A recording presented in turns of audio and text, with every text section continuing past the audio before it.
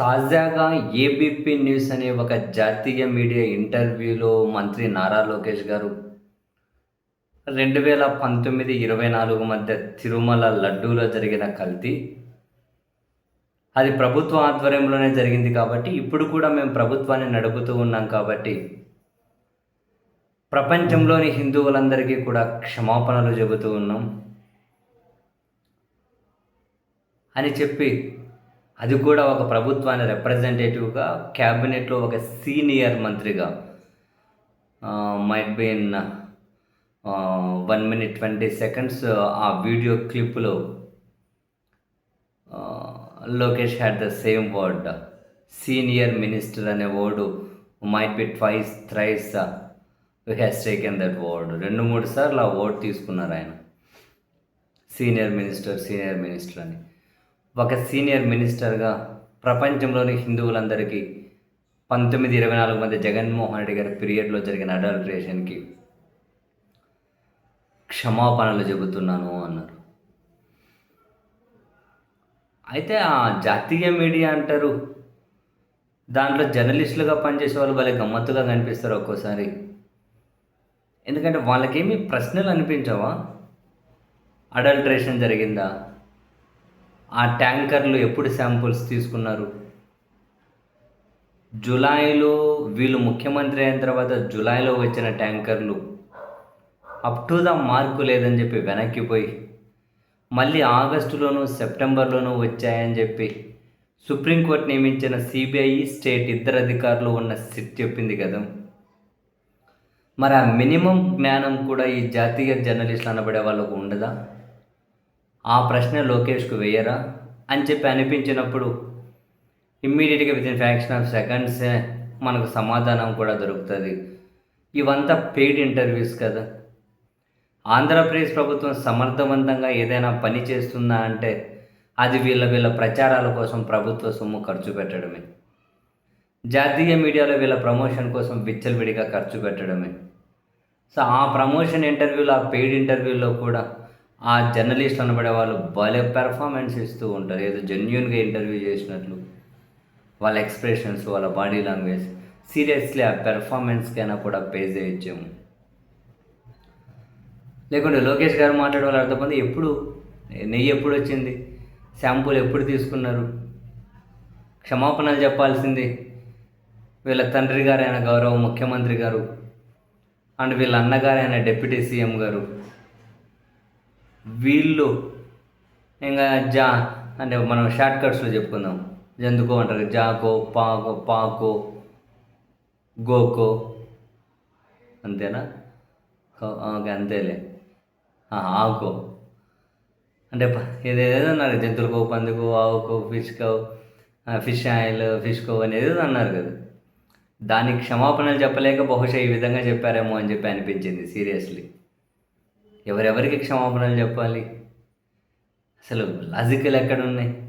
ఎక్కడ అది వచ్చింది? అది ఏ పీరియడ్లో వచ్చింది? ప్రపంచంలో ఉన్న హిందువులందరికీ వెంకటేశ్వర స్వామి దగ్గరికి అందరూ చాలామంది వెళ్తారు. హిందువులనే ఎందుకు, ముస్లిమ్స్ వెళ్ళరా వెంకటేశ్వర స్వామి దగ్గరికి? వాళ్ళు ప్రసాదం తిని ఉండరా? అసలు అక్కడి వరకు వెళ్ళారు అంటే నా విశ్వాసం ఉంది, భక్తి ఉంది అనే కదా. అక్కడి వరకు వెళ్ళారు అంటే నమ్మకం ఉండే వెళ్తారు కదా.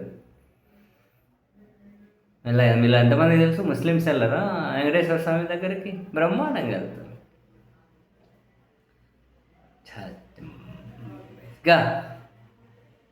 అసలు ఎప్పుడు జరిగింది? ఎవరు బాధ్యులు?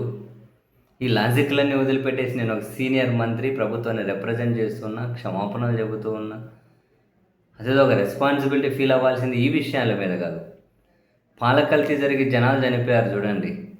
నా ప్రభుత్వ హయాంలో జరిగింది. ఒక సీనియర్ మంత్రిగా నేను క్షమాపణలు చెబుతున్నా అని చెప్పండి. డయేరియా వచ్చేసి అక్కడ జనాలు అల్లాడిపోతున్నారు చూడండి. నా ప్రభుత్వ హయాంలో జరిగింది, నేను క్షమాపణలు చెబుతానండి. సీనియర్ మంత్రి అంటున్నారు కదా. మీ పరిధిలో ఉన్న విద్యాశాఖ కింద ప్రభుత్వ వసతి గృహాలు అక్కడ తిండి తిని వేల మంది విద్యార్థులు ఆసుపత్రి పాలవుతూ ఉన్నారు. సరిగ్గా వాళ్ళకు మంచి తిండి కూడా పెట్టలేనందుకు ఒక కాన్సర్న్ మినిస్టర్గా క్షమాపణలు చెప్పండి.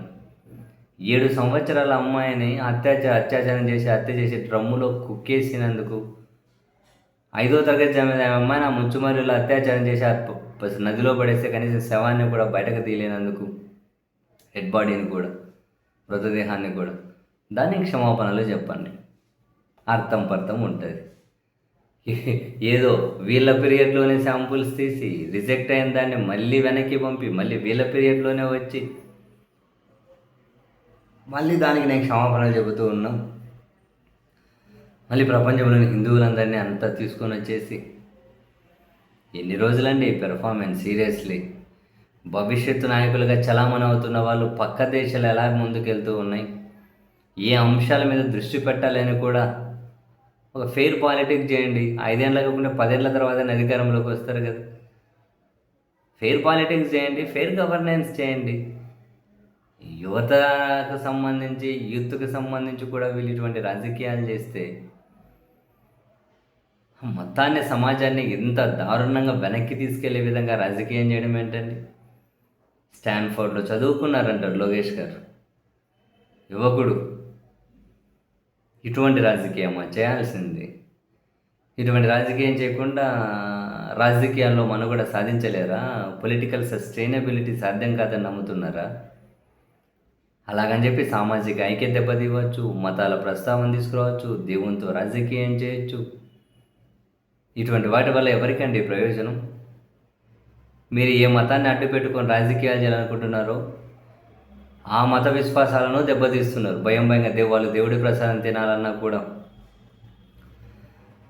భయపడే విధంగా.